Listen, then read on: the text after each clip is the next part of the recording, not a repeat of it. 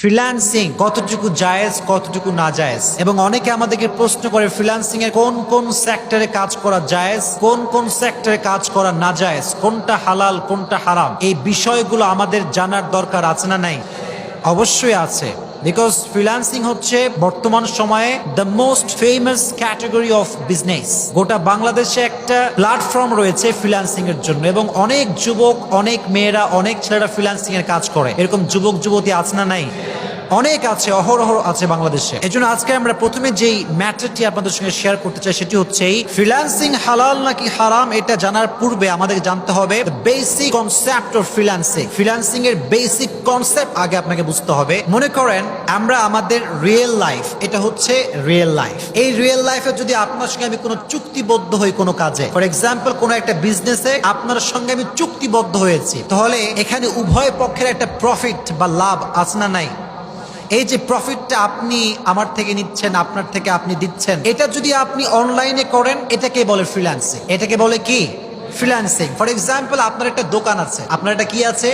দোকান আছে, অথবা আপনি একজন শিক্ষক, অথবা আপনি একজন প্রতিষ্ঠানের হয়ে কাজ করছেন। এই যে বিজনেস, এই যে জব আমরা রিয়েল লাইফে করছি, এরকম কোন কাজ যদি অনলাইনে কেউ করে এটাকে অনলাইনের ভাষায় বলা হয় ফ্রিল্যান্সিং। কথাটা কি বুঝতে পেরেছেন প্রিয় ভাইরা? হ্যাঁ, এটা হচ্ছে ফ্রিল্যান্সিং। একটি উন্মুক্ত প্ল্যাটফর্ম কাজ করার জন্য, এখানে স্বাধীনতা রয়েছে, কারো হস্তক্ষেপ নেই কাজের ভেতরটা। ভালো কাজ। এখন বলছেন ফ্রিল্যান্সিং কি হালাল নাকি হারাম, এটা জানার দরকার আছে না নাই? মনে রাখবেন প্রতিটি বিজনেস এবং প্রতিটি কাজে দুইটা ভাগ আছে। জবান খুলে বলতে হবে কয়টা? নাম্বার ওয়ান ইজ হালাল and নাম্বার টু ইজ হারাম।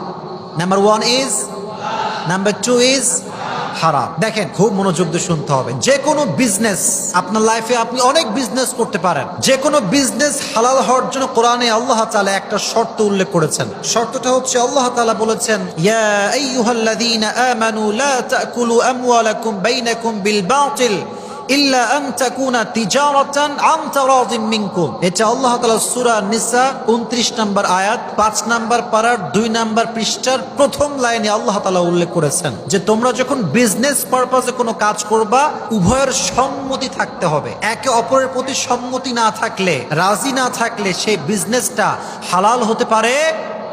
তবে একটি বিষয় মনে রাখবেন, আপনিও রাজি আমিও রাজি, এটা হলেই কিন্তু বিজনেস হালাল হবে না। কেন? মনে করেন আপনি মদের বিক্রেতা, আমি মদের ক্রেতা। আপনিও খুশি খুশি বললেন, হুজুর এই নেন মদ, আমি দিলাম 1000, এই দেন মদ। হালাল হয়ে যাবে? এটা হালাল না হারাম? শুধুমাত্র উভয়ের সন্তুষ্টি থাকলেই হবে না, বরং the way of your business, the way of your source, it should be হালাল। আপনি যেই সোর্সে বিজনেস করছেন এই সোর্সটা হালাল হওয়ার দরকার আছে না নাই? যদি সোর্স হালাল হয় তাহলে উভয় পক্ষের সম্মতিটা গ্রহণযোগ্য হবে। আর সোর্স যদি হালাল না হয়, হারাম হয়, তুমি আর আমি যতই রাজি হই না কেন, যতই সন্তুষ্ট হই না কেন, কোনোদিন কোনো বিজনেস হালাল হতে পারে। এবার আসেন ফ্রিল্যান্সিং হালাল না হারাম। এবার আল্লাহ তাআলা কোরআনে বলেছেন, ওয়া আহাল্লাল্লাহুল বাইআ ওয়া হারামার রিবা। এটা স্পষ্ট কোরআনের আয়াত, সূরা বাকারা 275 নম্বর আয়াত 3 নম্বর পারার 6 নম্বর পৃষ্ঠা। এটি আল্লাহ তাআলা উল্লেখ করেছেন। একদম 6 নম্বর লাইনের মাঝখানে দেখবেন লেখা আছে কোরআনের আয়াত, ওয়া আহাল্লাল্লাহুল বাইআ ওয়া হারামার রিবা। আল্লাহ তাআলা বিজনেসকে হালাল করেছেন, সুদকে হারাম করেছেন। সুবহানাল্লাহ পড়েন। বিজনেস আমাদের সবার জন্য হালাল। Even business is the Sunnah of prophet Muhammad সাল্লাল্লাহু আলাইহি ওয়াসাল্লাম। এটা রাসূলের সুন্নাহ। তাহলে বোঝা গেল ফ্রিল্যান্সিং ফি নাফসিহি এটা স্বয়ং সম্পূর্ণ একটি হালাল কাজ। এটা কি কাজ? হালাল কাজ। এখন বলবেন যে হুজুর এখানে তো অনেক সেক্টর আছে, অনেক ভাগ আছে, গ্রাফিক্স ডিজাইন আছে, ওয়েব ডিজাইন আছে, এক এক জায়গায় এক এক রকম সেক্টর ভাগ আছে না নাই? দেখেন, ছোট্ট একটা রুল বলে দিব সবাইকে। যদি এইটা মনে রাখতে পারেন, আপনি ফ্রিল্যান্সিং এর যে কোনো কাজ এটা কি হালাল না হারাম এটার মাধ্যমে জাস্টিফাই করতে পারবেন। সকলে বলেন ইনশাআল্লাহ। ফার্স্টলি আপনাকে যেটা ফোকাস করতে হবে, the purpose of your work, the purpose of your work. আপনি যে কাজটা করছেন এই কাজের উদ্দেশ্যটা কি? মনে করেন আপনি কোন একটা ওয়েব ডিজাইন ক্রিয়েট করছেন বা কোন একটা ওয়েব ডিজাইন করছেন। এখন এটা যদি কোনো হারাম উদ্দেশ্য হয়ে থাকে, অথবা আপনি কোনো গ্রাফিক্স ডিজাইনের কাজ করছেন, এটা এমন একটি পারপাসে আপনি করছেন এর মাধ্যমে হারামকে প্রমোট করা হচ্ছে, তাহলে আপনার মাইন্ড এই মুহূর্তে কি জবাব দিবে? এটা করা কি ঠিক হবে না বেঠিক হবে? কারণ এটার দ্বারা আমি হারামকে প্রমোট করছি। জবান খুলে বলেন, কি প্রমোট করছি?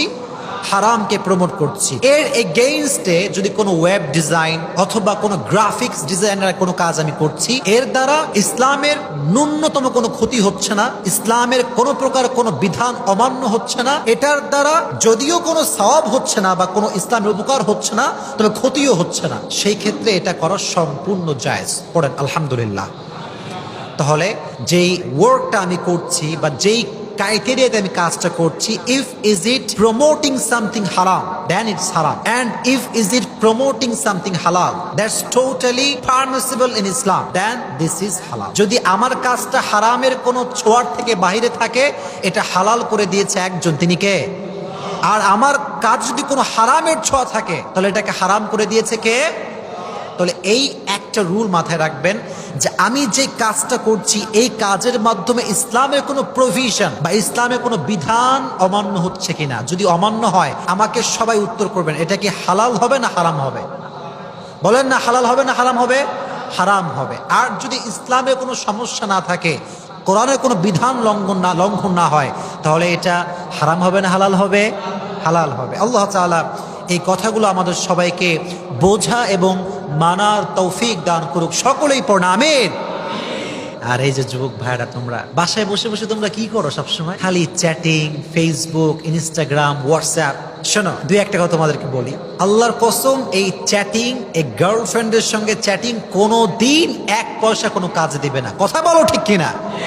কোনোদিন কোনো কাজে দেবে না। আমি তোমাকে বলি, তুমি যদি আজকে এই যে রাত 1টা 2টা পর্যন্ত গার্লফ্রেন্ডের সঙ্গে চ্যাটিং করতেই আছো, কত ফিউচার প্ল্যান, কোথায় যাবে, সাজেক যাবে, কক্সেস বাজার যাবে, অমুক জায়গা, সুইজারল্যান্ড যাবে, এরকম প্ল্যান যুবকদের মাঝে আছে না নাই? এত প্ল্যান, কিন্তু পকেটে 2 পয়সাও নাই। পকেটে 2 পয়সাও নাই। ফকিন্নির ছেলে খালি শুয়ে থেকে চ্যাটিং করে, ও টাকাও কামাই করে না, কিন্তু স্বপ্ন দেখে বড় বড়। এরকম লোক আছে না নাই? শোনেন, আমি এটা বলছি এই জন্য আপনি এটাকে মাইন্ডে নেবেন না। আমি কিন্তু আপনাকে আঘাত দেওয়ার জন্য বলছি না। আমি বলছি, ভাই, প্রেমটা বাদ দেন, গার্লফ্রেন্ডের সঙ্গে সময় নষ্ট করা বাদ দেন। আপনি নিজের জায়গা থেকে ইস্টাবলিশ হন।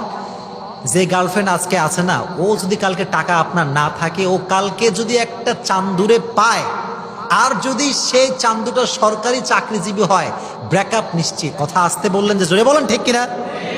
হ্যাঁ, ব্রেকআপ নিশ্চিত। এজন্য তুমি ছাকা খাওয়ার আগেই সোজা হয়ে যাও, ভালো হয়ে যাও।